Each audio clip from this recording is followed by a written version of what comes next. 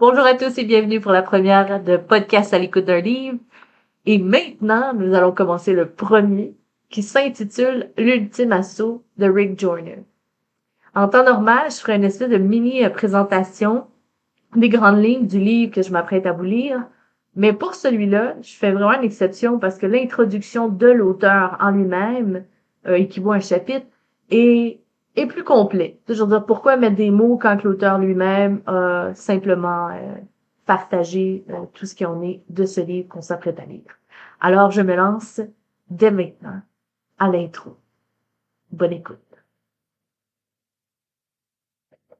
Au début de l'année 1995, le Seigneur me donna un rêve qui allait être la première d'une série d'expériences prophétiques, toutes liées entre elles.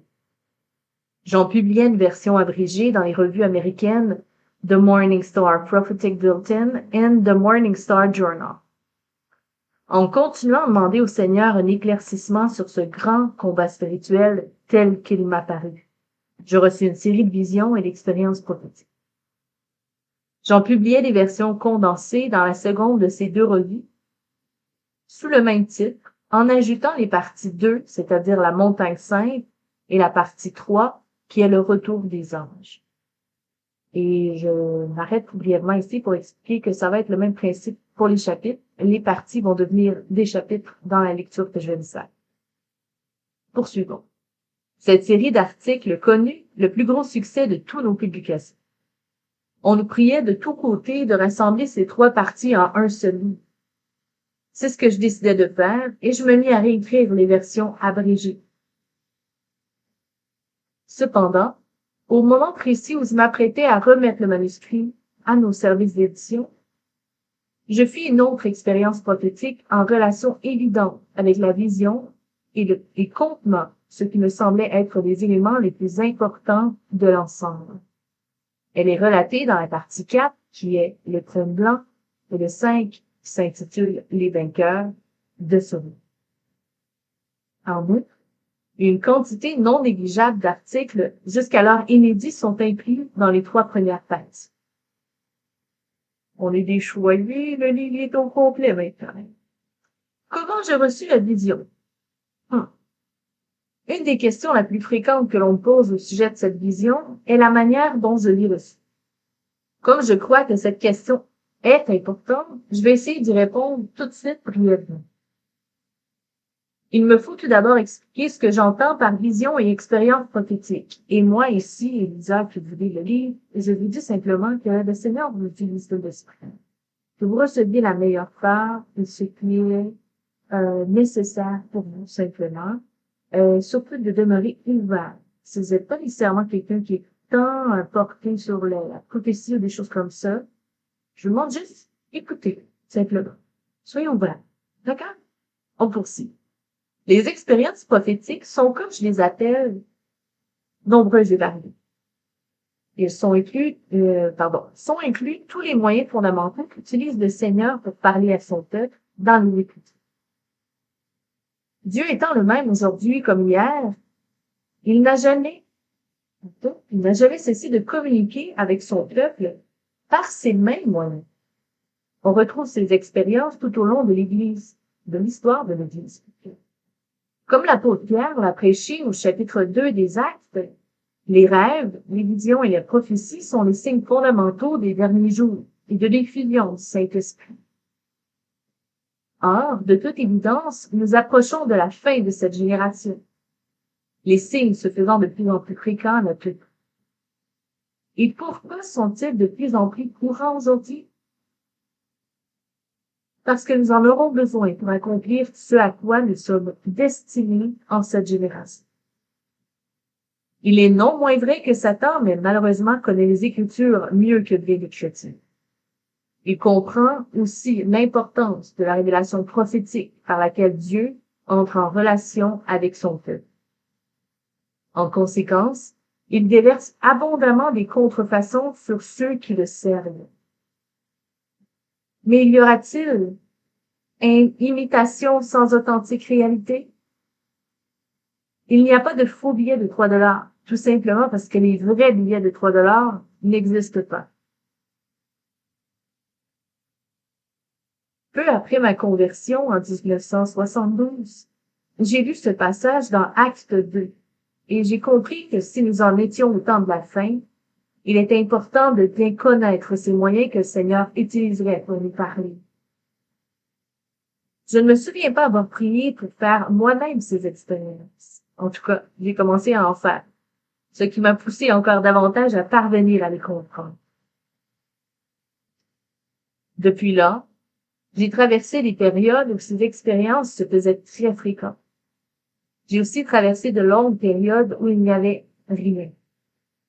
Mais chaque fois, après un temps d'absence, elle revenait et elle était soit plus forte, plus puissante, plus rapprochée, ou les deux, ou les trois, comme dernièrement.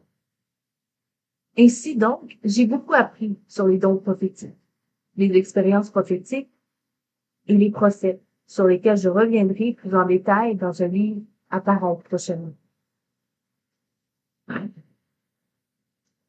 Il y a de nombreux niveaux de révélation prophétique. Les premiers niveaux comprennent les impressions prophétiques, qui sont d'authentiques révélations. Elles peuvent être étonnamment spécifiques et précises quand elles sont interprétées par des gens qui ont de l'expérience et savent les recevoir. Néanmoins, c'est à ces niveaux-là que nos révélations peuvent être affectées par nos sentiments, nos préjugés et nos doctrines. C'est pourquoi j'ai décidé de ne pas utiliser des expressions telles que « ainsi parle le Seigneur » lorsqu'il s'agit d'une révélation spirituelle. Les visions peuvent aussi se produire au niveau des impressions. Elles sont douces et doivent être vues avec les yeux du cœur. Elles aussi peuvent être très spécifiques et précises, surtout si elles sont reçues ou interprétées par ceux qui ont de l'expérience. Plus les yeux de notre cœur sont ouverts, comme Paul le demande à Dieu dans Éphésiens 1:18, plus les visions seront puissantes et utiles. Le niveau suivant de révélation est la conscience de la présence du Seigneur et de l'onction du Saint-Esprit, qui illumine tout particulièrement l'intelligence. Cette réalisation me vient souvent quand je suis en train d'écrire ou de parler, et elle augmente mon assurance dans l'importance et le bien fondé de ce que je dis ou écris. Je pense que telle fut probablement l'expérience des apôtres lorsqu'ils rédigeaient les Épîtres. Malgré cette assurance approfondie, on est encore à un niveau dans lequel on peut être influencé par des préjugés, des doctrines et autres facteurs. C'est pourquoi je crois que dans certains cas, Paul disait qu'il donnait son opinion tout en pensant avoir l'accord du Saint-Esprit. En général, ce qui manque quand on traite de la prophétie, c'est l'humilité plus que le dogmatisme. Les visions ouvertes se situent à un niveau plus élevé que les impressions. Elles tendent à être plus claires, et même plus claires que quand on est conscient de la présence de Dieu et de l'onction de l'Esprit. Ces visions sont externes, et on les voit comme on voit un écran de cinéma. Et parce qu'on ne peut pas les contrôler, je crois qu'il y a beaucoup moins de risques d'interférence humaine que dans les révélations. Plus haute encore est l'expérience prophétique accompagnée d'une extase, et non pas le mot classique extase érotique et toutes ces affaires-là. Mais accompagnée d'une extase comme pour Pierre lorsqu'il reçut pour la première fois l'ordre de se rendre dans la maison de Corneille pour prêcher l'évangile aux païens, ou encore quand Paul pria dans le temple dans Acte 22. L'extase est une expérience courante chez les prophètes de la Bible. L'extase est comme un rêve tout éveillé. Au lieu de voir l'image seulement comme dans un écran, vous vous sentez dans le film. Vous y êtes vraiment de façon écran. Il y a différentes sortes d'émotions, depuis celles qui restent modérées, où vous êtes conscient de ce qui vous entoure et n'en avez pas perdu le contact, jusqu'à celles où vous vous sentez réellement en lieu et place de votre vision. Il semble que c'est ce qu'Ézéchiel expérimenta assez souvent, ainsi que Jean, d'après ses visions relatées dans le livre de l'Apocalypse. Les visions contenues dans ce livre ont toutes commencé par un rêve. Une partie de ce rêve est venue avec la conscience aiguë de la présence du Seigneur. Mais j'en reçus la majeure partie dans une espèce d'extase où j'étais pratiquement toujours conscient de la réalité et je pouvais m'interposer en répondant au téléphone, par exemple. En cas d'interruption, ou quand l'intensité du moment était telle que je devais me lever et faire le tour de la pièce, si je retournais m'asseoir, je me retrouvais immédiatement au point précis où j'en étais resté. Un jour, l'expérience se fit si intense que je dus me lever et quitter le refuge de montagne où j'étais venu pour chercher la face du Seigneur. Étant alors rentré chez moi, après plus d'une semaine, je retournai au même endroit une semaine après et l'expérience reprit là où je l'avais laissée. Je n'ai jamais su comment provoquer ces expériences, mais j'ai pratiquement toujours eu la liberté de les arrêter quand j'exilais.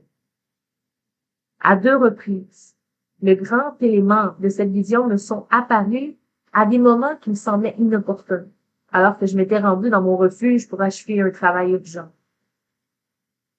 C'est ainsi que 2 numéros de notre journal parurent avec un peu de retard, de même que mon dernier livre, que j'avais espéré publier quelques mois auparavant.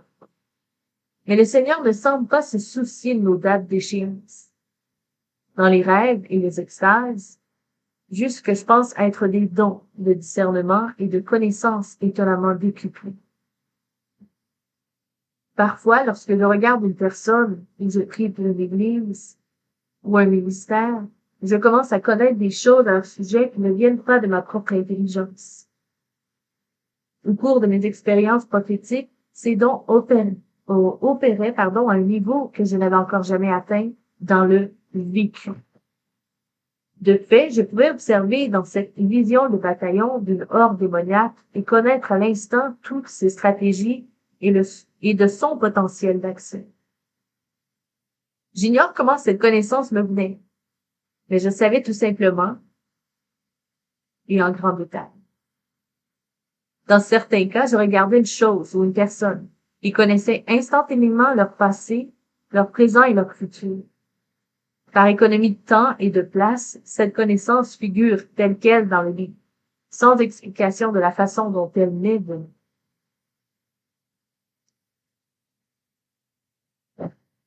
Usage des révélations prophétiques. Je me dois d'affirmer avec vigueur que je ne crois pas qu'une révélation prophétique, quelle qu'elle soit, ait pour objet l'établissement d'une doctrine. C'est le rôle des Écritures. La prophétie est une double utilité. Une double utilité. D'abord, elle révèle la volonté stratégique actuelle ou future du Seigneur en certains domaines. Nous en avons des exemples lorsque Paul a rêvé qu'il devait se rendre à Macédoine ou que dans une révélation, il a reçu l'ordre de quitter immédiatement Jérusalem. Il en existe aussi dans le ministère d'Agabus. L'annonce d'une famine sur tout le pays ou des indications sur l'arrestation de Paul à Jérusalem. Nous aussi, nous voyons que semblables révélations sont données pour éclairer une doctrine enseignée dans les Écritures, mais mal comprise. Par exemple, la révélation de Pierre mit en pleine lumière à la fois la volonté du Seigneur et l'enseignement absolu biblique et sans contredit dans les Écritures, mais que l'Église n'avait pas bien compris jusqu'à là, affirmant que les païens pouvaient eux aussi recevoir l'Évangile. Expérience prophétique, même si je ne peux pas dire que je les ai tous bien vécues. Pardon, je m'excuse, j'ai sauté un passage.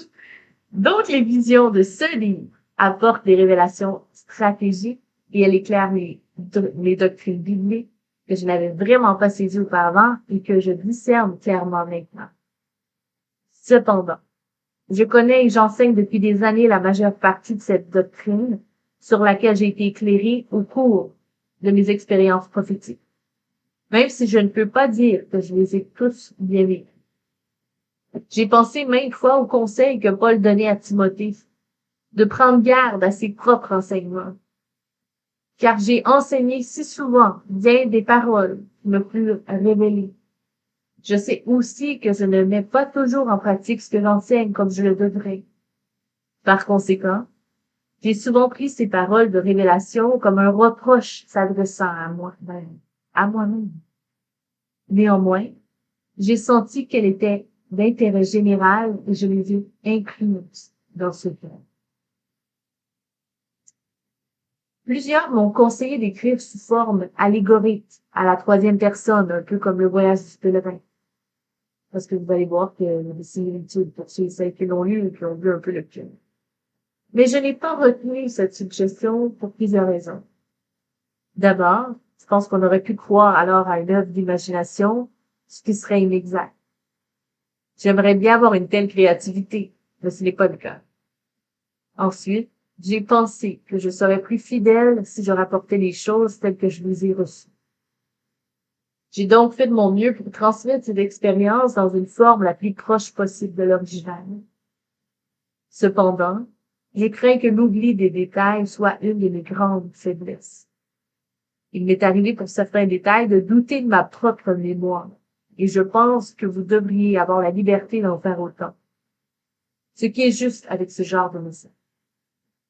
Seules les Écritures méritent d'être considérées comme infaillibles. Et je prie qu'au cours de votre lecture, le Saint-Esprit vous mène à la vérité et sépare l'ivraie qui aurait pu se glisser dans le bon grain. Rick John. Et ainsi s'achève l'introduction. À bientôt.